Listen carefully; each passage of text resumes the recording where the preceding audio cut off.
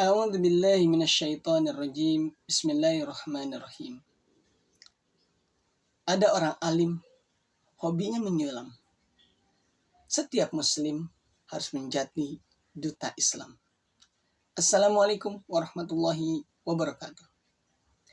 Alhamdulillah, wassalatu wassalamu ala rasulillah wa ala alihi wa mawala, amma ba'du. Sahabat-sahabatku yang dirahmati Allah Subhanahu wa taala. Bersyukur kita bahwa kita dijadikan oleh Allah sebagai seorang muslim. Terlahir dari ayah dan ibu yang beragama Islam. Atau juga mungkin ada yang terlahir dalam keadaan kafir tapi hari ini sudah Islam. Maka rasa syukur kita harus menjadi terlihat, menjadi tergambar dalam bentuk mengajak orang lain, menyampaikan kebenaran. Wa tawassaw bil haq wa tawassaw bis sabr. Karena jelas Rasulullah SAW adalah khatamun nabi,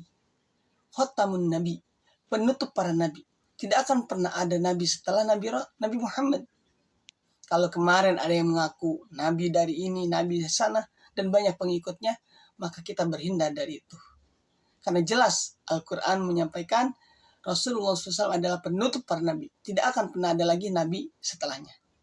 Oleh karena teman-teman, kita sebagai umat Rasul, kita memiliki sebuah tugas. Apa tugasnya? Sama seperti Rasul. Menyampaikan kebenaran. Mengajak orang lain untuk masuk Islam. Karena Islam ini adalah rahmatan lil alamin. Ketika tetangga kita hobinya adalah misalkan mabuk, kemudian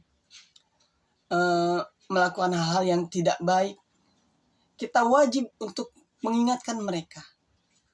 Setelah mengingatkan, ajak mereka. Ajak dalam apa?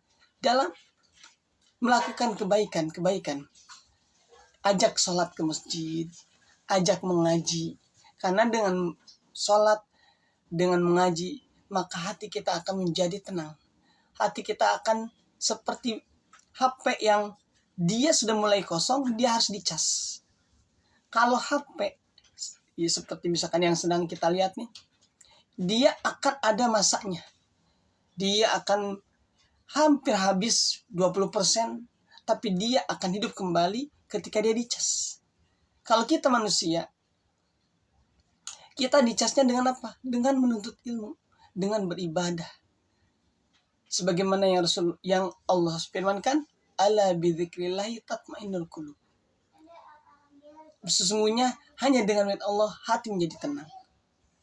Dan orang lain itu kita akan mengetahui mana haram, mana halal, mana boleh, mana tidak, mana baik, mana buruk, itu hanya dengan ilmu.